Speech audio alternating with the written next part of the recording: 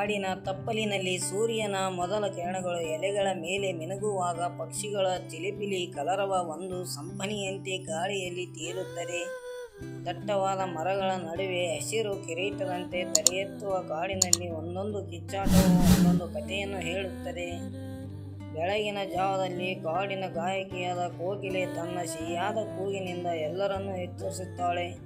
ಆಕೆಯ ಕೋ ಕೋ ಎಂಬ ಸ್ವರವು ದೂರದ ಮರಗಳಿಂದ ಪ್ರತಿಧ್ವನಿಸುತ್ತದೆ. ಇದಕ್ಕೆ ಸ್ಪರ್ಧೆಯಂತೆ ಗಿಳಿಗಳ ಗುಂಪು ತಮ್ಮ ವರ್ಣರಂಜಿತ ಗರಿಗಳನ್ನು ಅಗಲಿಸಿ ಚಿಲಿಪಿಲಿಯಾಡುತ್ತಾ ಒಂದು ಕಿರುಚಾಟದ ಗುಂಗಿನಲ್ಲಿ ಮುಳುಗಿರುತ್ತವೆ. ಗಿಳಿಗಳು ಕಾಡಿನ ಚಿತ್ರಕಾರರಂತೆ ತಮ್ಮ ಕೆಂಪು, ಹಸಿರು, ನೀಲಿ ಬಣ್ಣಗಳಿಂದ ಗಾಳಿಯನ್ನು ರಂಗಿನಿಂದ ತುಂಬುತ್ತವೆ. ಅದರ ನಡುವೆ ಕಾಗೆಯೊಂದು ತನ್ನ ಒರಟಾದ ಕಾವು ಕಾವು ಧ್ವನಿಯಿಂದ ಕಾಡಿನ ಸುದ್ದಿಗಾರನಂತೆ ಎಲ್ಲವನ್ನೂ ತಿಳಿಸುತ್ತದೆ. ಇವತ್ತು ಕಾಡಿನಲ್ಲಿ ಏನಾಯಿತು ಎಂದು ಕೇಳುವಂತೆ ಅದರ ಕಟ್ಟೆ ಧ್ವನಿಸುತ್ತದೆ.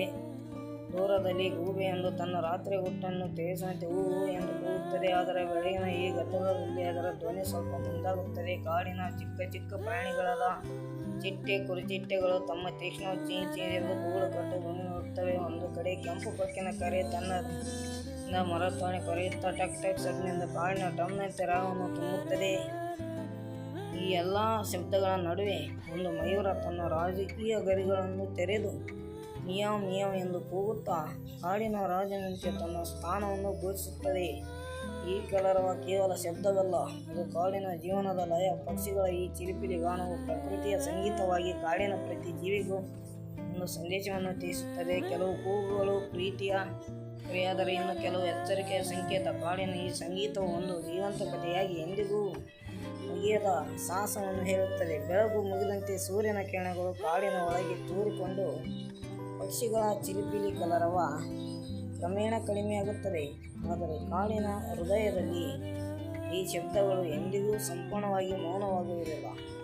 ರಾತ್ರಿಯಾದರೂ ಹಗಲಾದರೂ ಕಾಡಿನ ಪಕ್ಷಿಗಳು ತಮ್ಮ ಕಥೆಯನ್ನು ಹೇಳುತ್ತಲೇ ಇರುತ್ತವೆ, ಚಿಲಿಪಿಲಿಯಾಡುತ್ತಾ ಕಾಡಿನ ಜೀವನದ ಸೌಂದರ್ಯವನ್ನು ಜಗತ್ತಿಗೆ ಸಾರುತ್ತವೆ.